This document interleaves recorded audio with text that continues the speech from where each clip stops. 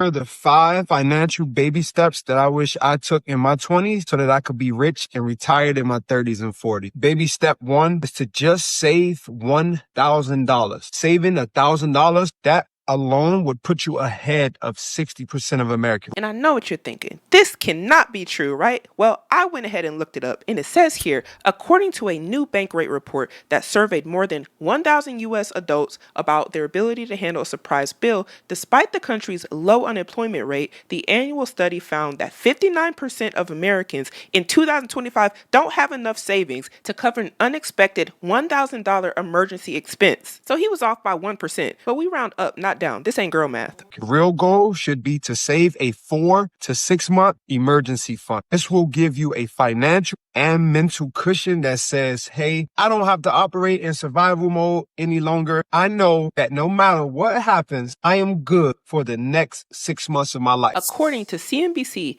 Vanguard, and NerdWallet, experts recommend the exact amount that he said, 3 to 6 months of emergency fund. And if you think that's too much and you want to argue with the experts, not me. I'm just here to give you valuable information. I know y'all gonna sit here and ask me, well, how do I save that money? You need to learn to live below your means. If you not... Look, there it is. I be saying this all the time, but people like to come from my neck like, oh, how we gonna do it? We can't, blah, blah, blah.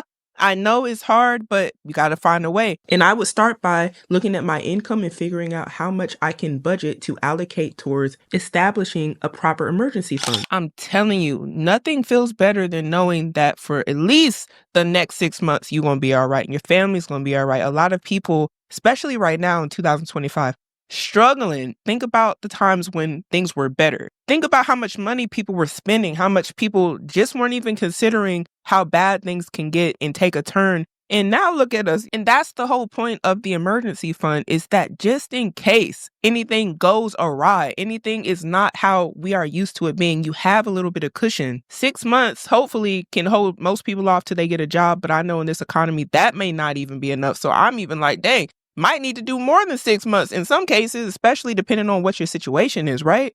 And the second part he's talking about here is living below your means, which I often say people will have to do in order to, for one, save money. And then also you need to look at how much money you have coming in every month. And a lot of people don't do that. They refuse to do that, which is hard to honestly live below your means when you don't even know what your means are, if you get what I'm saying. And if you do know what your means are and you're not making enough money, then this might be a time where you consider getting another stream of income or figuring a way to make more money. So that way you can put it towards your emergency fund or whatever it is you're trying to save for. And I think a lot of people say, I'm cutting back, I'm doing this, I'm doing that. And then when you open the bank account, it's another thing. And this is why I think people need to be really honest.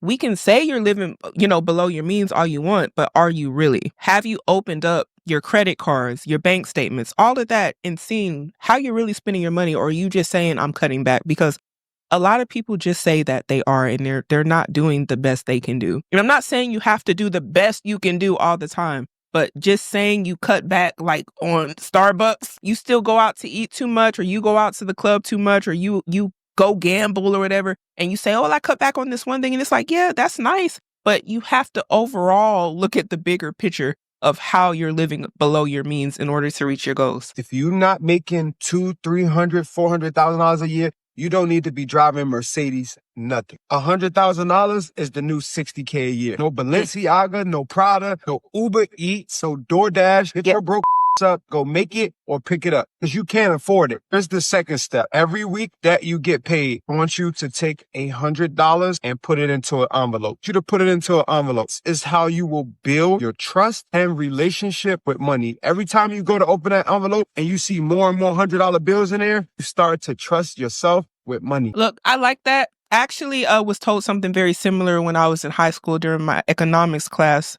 And she said a lot of people spend, like they just swipe their credit card because they're not thinking about the fact that this is real money that you're using, or even with the debit card. It's something about actually seeing the money leave your possession, go to whatever it is that you think is worth spending your money on. For a lot of people to come to the realization that they are spending money in places that they really don't want to spend it. But something about the cards, the credit cards, and Klarna Afterpay, all of that, makes people disassociate from the fact that this is still money that you have to pay back. You just physically can't see it. I think that's a good tip for people who don't understand that when they are spending like credit cards and stuff like that, they're spending their hard-earned money. I think that's cool. Whatever helps you keep money in your bank account, right? Treat your money like you would your wife. There's no trust. There's no relationship. Through the savings account, go open a brokerage account or a Roth IRA. 9 times out of 10, if your money is sitting in a savings account, probably losing money. S&P 500 has an average return of 10% every single year and has recovered from every single crash in history. He's saying stuff I said for my videos. Have you ever watched my channel? I be saying the same thing. And to back up what he's saying, a lot of people be like, oh, it's gonna crash and blah, blah. Historically, I be saying it always recovers. Now, the S&P 500 is composed of the top 500 companies of the United States. And if you look here, it started in 1996 in this chart here. This is the illustration. And over time, it ends up going up. Now, you can see now we're in 2025 and what it's looking like. So when they say it's crashing, I'm gonna be honest with y'all. I know stuff is looking a little shaky right now in the stock market, but there's two ways to look at it, right? There's the side of everything is crashing and falling and oh my gosh, my 401k is going to zero. Or you could be like, hey, this might be an opportunity for me. I might be able to capitalize off of the fact that these stocks are now on discount. That's how I see it, on sale, on discount. A lot of the stuff that you normally would buy every month if you are already contributing, it's on sale. Now, I know a lot of people don't know much about the stock market, and a lot of people, to be totally honest, will talk to you about the stock market, and they've never invested in the stocks a day in their life. They don't even know what a brokerage account is. They don't know what any of this stuff is, but they will like try to scare you away from it. Like, oh, don't do it. It's going to go to zero. Do what you think is best. This is not financial advice. I'm just saying for me, I know what I'm going to do if I see certain stocks go down to a certain level. Of course, nobody wants to see their portfolio go down, but you got to think long term. And I kind of feel like this is a long game. The only people that I can honestly understand them being so upset about stocks being down right now is the people that are coming into retirement this year, next year, stuff like that. And it's kind of looking a little shaky for them. I can get that. I might even go as far as to say I could even understand it for short-term traders or people who day trade. But even day traders right now, some of them are making good money. And I don't recommend people to day trade unless you know what you're doing in the first place. But for all the 20-year-olds, the 18-year-olds, the 30-year-olds, the 40-year-olds, like some of us, like we got a long time until we can even think about retiring, right? Some of these prices are at great entry points, and I'm not telling nobody what to invest in or to invest. I think you should do what's best for you and seek financial advice because I am just a person on the internet talking about stuff I like to talk about. If you have the brain power to open and start a social media account, you can start a brokerage account. It's that simple. Name, email, address, the type of brokerage account you want, a retirement one, high risk, low risk. Then you add your bank information so that you're able to add money into your account. Because I know y'all gonna ask me, well, what should I invest in?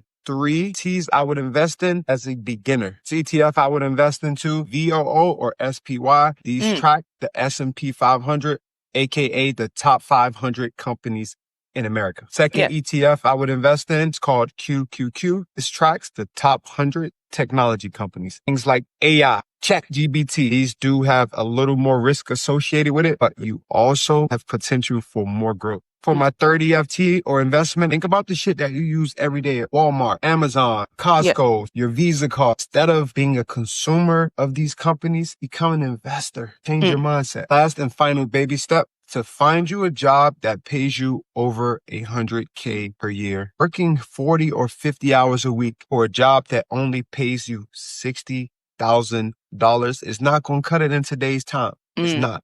You need to find a job that pays you over $100K and allows you to leverage your time. Look, I think he's onto some. I think he's onto a lot right now. I think he's on a roll. Now, I know a lot of y'all are going to be like, who is getting a job that is $100,000 or more in this economy nowadays? And yeah, it is kind of hard for people to get jobs. So I can understand that one might be a little rocky. But y'all go out and try. Do the best you can do. That's all you can do every day, right? We don't have a choice but to do the best we can do every day. And another thing I was thinking about when he mentioned trying to make $100,000 a year is something that I know many of y'all probably won't agree with me on, but I'm going to say it anyway. People who are married may be able to reach a lot of these financial goals faster than somebody who is single. And here is why. When you're single, everything is on you financially. You got your house, you got your apartment, whatever. Some of y'all got mortgages on your own. You got your insurance, you got your electricity, water, you got a dog, you got a cat, you got all this stuff, right? And there's nobody to help you pay,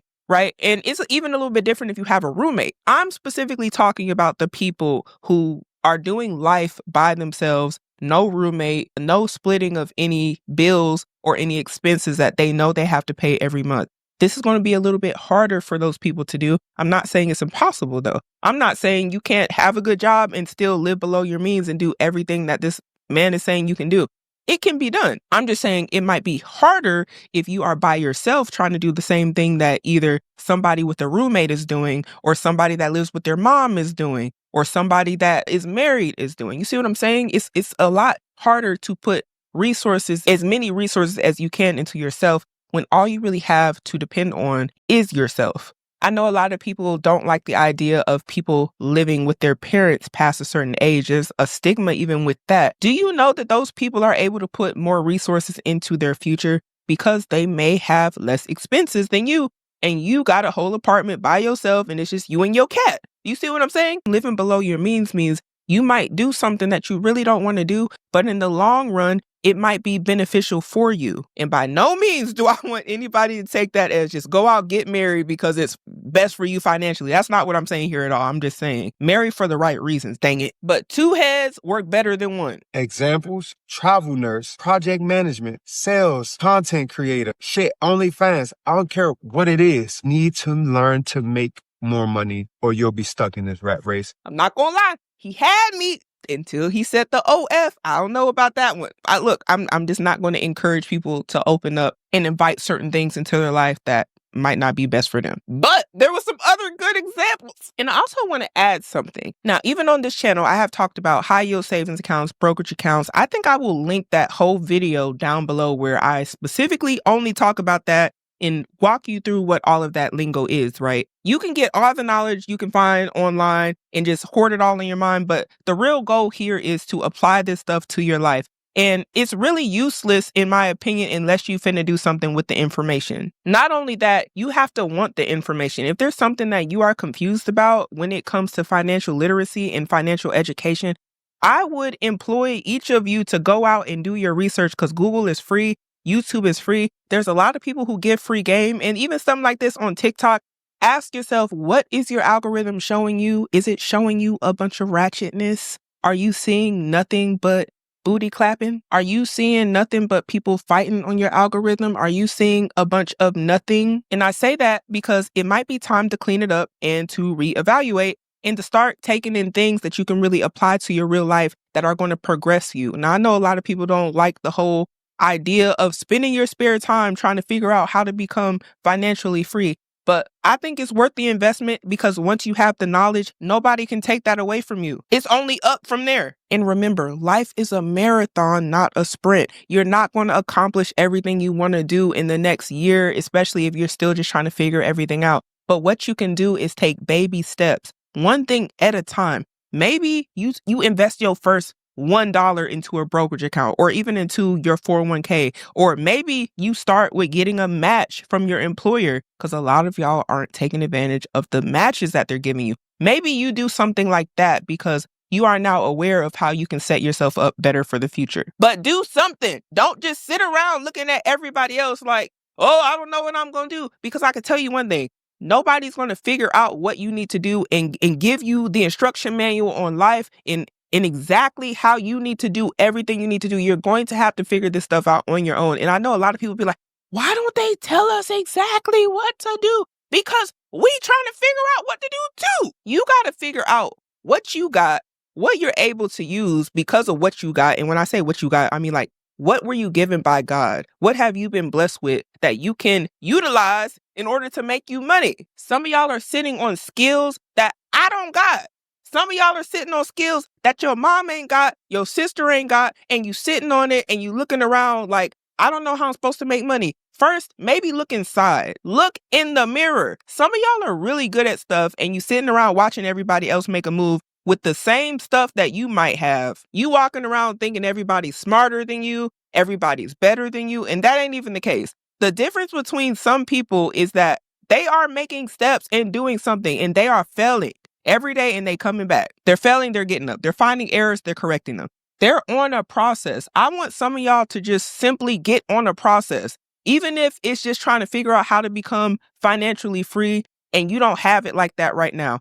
Maybe even just changing how you think. You can do that for free. Do what you can do and just appreciate the process. Don't get discouraged because you're not where you want to be yet. Don't get discouraged looking at everybody else because everybody is on a different path. And we have to understand that your path ain't my path. My path ain't your path. I really feel like everybody has something special.